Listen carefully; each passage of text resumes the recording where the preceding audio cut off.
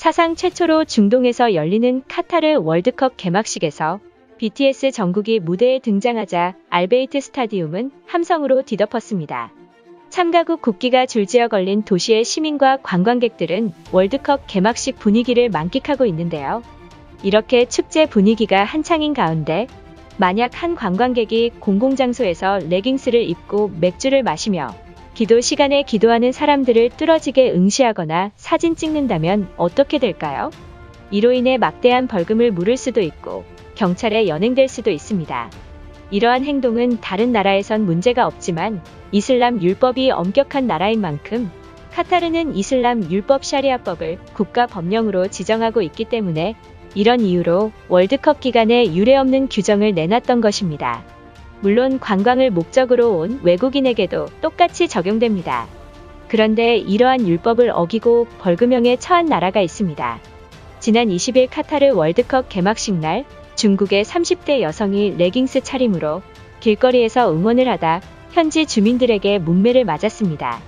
다행히 경찰이 연행하거나 벌금형에 처하진 않았지만 이 같은 소식에 중국이 중국했다는 반응을 보이고 있는데요. 또한 카타르 현지법에는 혼외 정사를 금지한다는 조항이 있습니다. 따라서 부부가 아닌 연인 관계인 축구 팬이 함께 카타르 호텔을 예약하면 성이 다른 두 사람이 방을 쓸 수 없다는 조항에 따라 예약이 취소됩니다. 특히 불경스러운 물품을 소지해서도 안 되며 만약 흡연하다가 적발되면 최대 1만 카타르 리알 약 360만 원의 벌금을 물거나 3개월의 징역형에 처해질 수 있기 때문입니다. 특히 카타르는 사생활보호법이 매우 엄격하기 때문에 SNS에 사진을 올리는 일도 신중해야 합니다.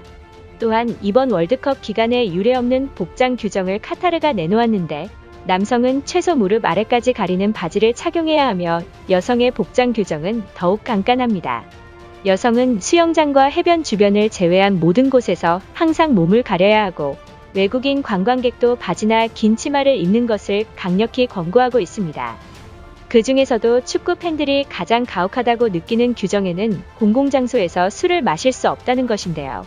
외국인에 한해서는 국제대회 기간 동안 맥주나 와인 등 비교적 알코올 도수가 낮은 주류에 관해서는 일부 지정된 구역에서 정해진 시간 동안 라이센스 제도를 운영하며 만약 이를 어긴다면 하나로 약 100만 원을 물어야 합니다.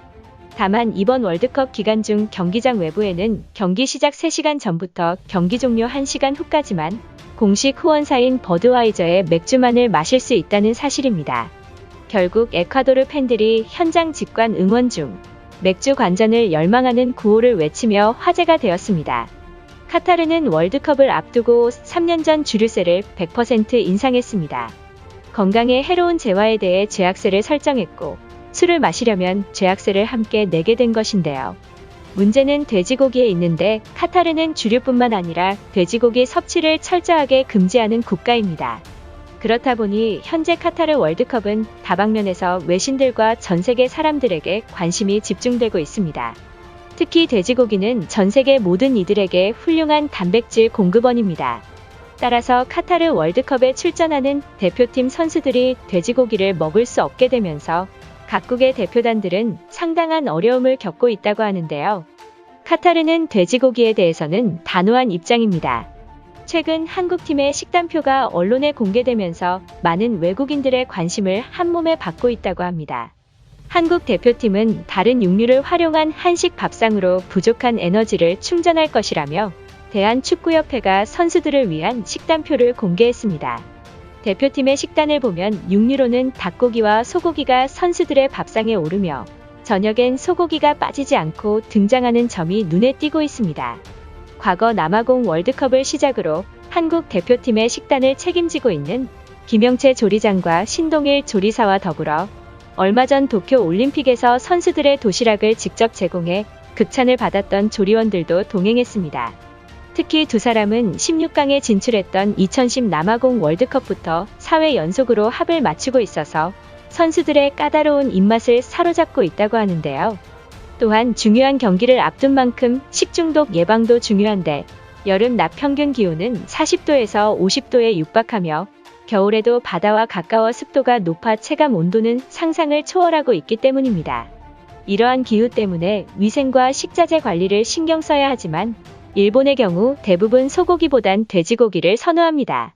따라서 돼지고기를 사용하지 못하자 날 것을 이용한 스시와 회덮밥을 제공한다 밝혔지만 카타르는 물론 중동 어디에도 신선한 생선을 공급받을 수 없기에 패닉에 휩싸이고야 말았던 것입니다.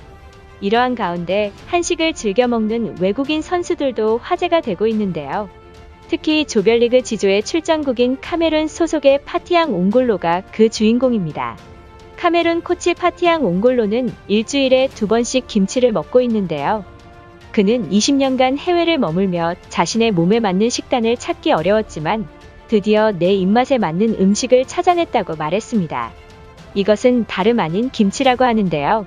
외국인들에겐 생소한 김치를 카메룬 코치가 먹는 게 이상하리만큼 신기합니다.